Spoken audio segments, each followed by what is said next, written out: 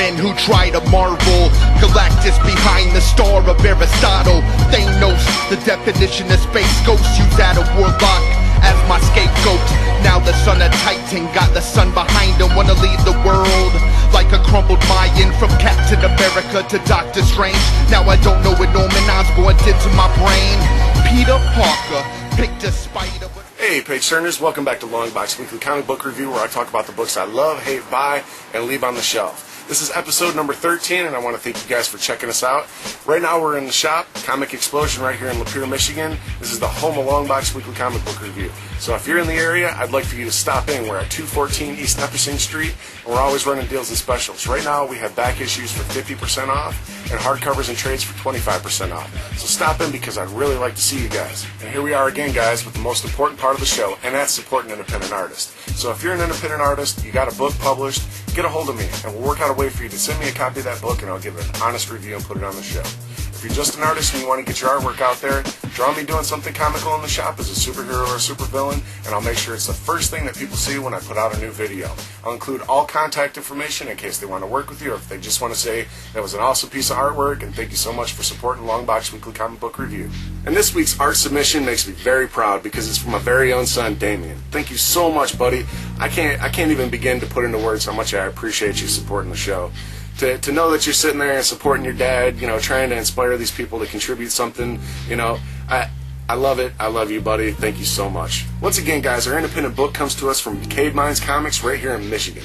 This book is a futuristic book called True Power and revolves around a highly decorated scientist named Victor Vega. I highly recommend you guys checking this book out. Superior Spider-Man number 14. This issue is a perfect jumping on point for anybody out there that's just not sure if they really want to enjoy the Spock Spider, Doc Spider, Superior Spider-Man. In this issue, we really get to see, I guess you could say, the element or the idea of what Octavius has for elevating the Spider-Man. He's kicking out the Spider Troops, the Spider Bots, just about anything that this guy can put his mental mind to, he's pushing it out. And I'm not sure where this is gonna lead to in the later issues, but I can tell you this much. If I was a villain in the Spider-Man universe, I'd be shitting in my pants right now. Batman and Superman number 2. The first issue of this book really confused a lot of readers. It didn't tell too much of a beginning story. You really couldn't understand what was taking place if you were in Metropolis, if you were in Gotham, if you were in a dream world.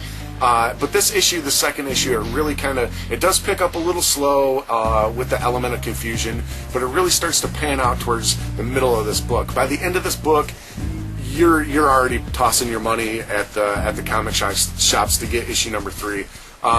Sorry to spoil it for anybody. I know I really don't do this much, but in this book, you're really getting a unique perspective. You have an old and a young team up of old Superman and Batman and young Superman and Batman. Where this is going to lead, if they're actually teaming up, if this is just a dream world, we have yet to see. But I'm going to have to say that issue number 3 is a must-buy. If you haven't been checking out Batman and Superman, I highly recommend it. Hunger number 1. In the Age of Ultron events, we see Galactus rear his face and suggest that some very powerful and dramatic events were going to take place and unfold in the Marvel Universe. I picked this book up specifically because I was wanting some Galactus goodness, and I gotta say that I was just pretty much let down.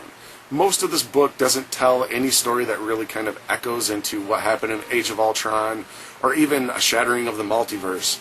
I really was expecting from the cover that we were just going to have, from cover to cover, Galactus introduction. However, we really don't. At the end, we do see a rendition of Galactus, and I'm not really too sure if I'm digging it or if it's something that just kind of makes me feel, yeah, they're changing the element of the character so that way everybody's going to go, wow, I got to pay attention to him again. And it just seems like what they're doing with Marvel in these past few story arcs. So I'm going to have to say Hunger, it was a pass. Superior Spider-Man Team-Ups number 1. This book is supposed to take place right after Superior Spider-Man number 14, although there's really no definite connection as to say when and why it does.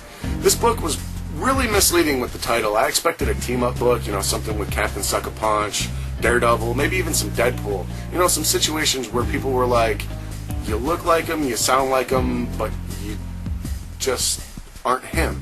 You know, in issue Superior Spider-Man 14, they kind of hinted on this element with Kingpin, but I really like to see it echo into some other books because, you know, I just feel like Doc Ock, or Spock as I like to call him. I feel like he's just kind of getting away with things too easy.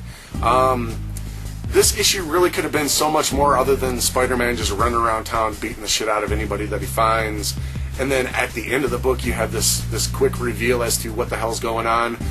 Anybody that's really digging the Superior Spider-Man storyline, I suggest picking this book up. But if it's just something that you're enjoying, you like picking up the main issues, and you're not worried about all the side tie-in stuff, then I would just leave this one on the shelf. Talon, issue number 10. We're dealing with big old bad Bane in this issue, and he's doing what he does best, and that's strong-arming anybody and everybody that doesn't do what the big old bastard says. The artwork in this issue is phenomenal. Anybody and everybody that knows me knows I'm a big fan of Spawn, and the artist that's working on Spawn, Shimon Kudranski, is doing this issue.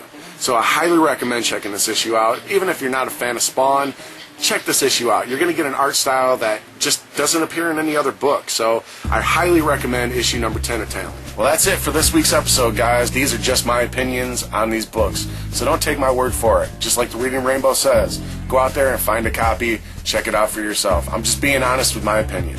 With that being said, thank you so much for all the time, all the comments, all the likes, all the shares, all the support you guys have been giving. I appreciate it ever so much. Thank you for all the products that have been sent in. Thank you for all the books that have been sent in. And thank you so much for all the artwork that you guys have been sending in. It means so very much.